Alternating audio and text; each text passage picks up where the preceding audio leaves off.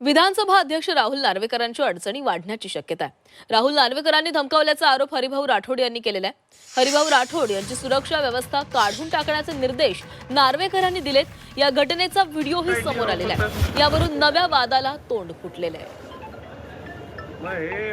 हरिभाऊ राठोडला कुठचं threat perception security घेऊन इकडे पोलिंग स्टेशनवरती बसून राहतात, धरणे घालतात। Withdraw security immediately. मुंबई शहरात आहे। You please withdraw his security immediately with immediate action. As Vidhan Sabha Speaker, these are my instructions. Immediate action. तेवढी ऍक्शन इकडे घ्या. तर तुम्ही काय घ्यायची याची? एवढी ऍक्शन इथे घ्या. बरोबर नाही. And other privileges will also be stripped off immediately. असंच. अरे असं कसं करता अध्यक्ष महोदय, असं काय म्हणजे दुश्मन घेता काय राम? मी काय तुमच्या where are you? Why should I take? त्या काउंटरमध्ये मला धमकी दिली त्यांनी. काय राहतो तुम्हाला सिक्युरिटी कोण दिली? त्यांनी DCPला फोन केला, जॉईंट सिक्युरिटी यांना. काय कुठं क्रायटेरिया आहे म्हणे यांचा, तुम्ही सिक्युरिटी दिली? साहेब मी म्हटलं नंतर मला जीवे मारण्याची धमकी आहे, त्यासाठी मला सिक्युरिटी दिली आहे.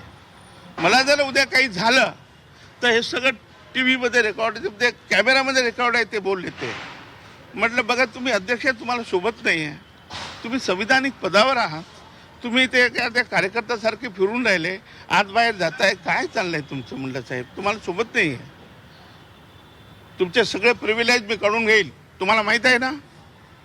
साहेब तुम्ही मला फाशीवर चढू शकता म्हटलं. मग तुम्हाला हे माहीत आहे ना की मी तुम्हाला फाशीवर चढू शकतो, तरी तुम्ही एवढा पंगा घेता माझ्याशी?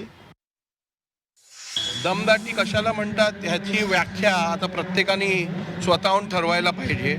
कारण जर का एखादा माजी लोकप्रतिनिधी संरक्षण घेऊन कायदा सुव्यवस्था बिघडवायचा प्रयत्न करत असेल तर त्याची दखल घेणं लोकप्रतिनिधी म्हणून माझी जबाबदारी आहे. सातत्याने फेक नॅरेटिव्ह सेट करण्याचा प्रयत्न विरोधकांकडनं होत आहे. आपण बघितलं असेल की त्या दिवशी अर्ज भरताना भारतीय जनता पक्षाचे पण जे उमेदवार होते त्यांना अर्ज भरता आला नव्हता.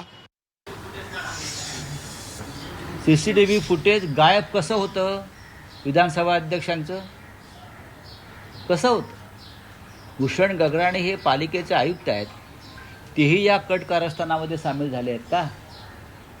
आणि मी कशाला म्हणतो, निवडणूक आयोगाने चौकशी सुरू केलेली आहे, पण चौकशी सुरू झाल्यावर या प्रकरणात ज्या विधानसभा अध्यक्षांनी धमक्या दिल्या आहेत उमेदवारांना विरोधी पक्षाच्या, CCTV फुटेज गायब होत आहे.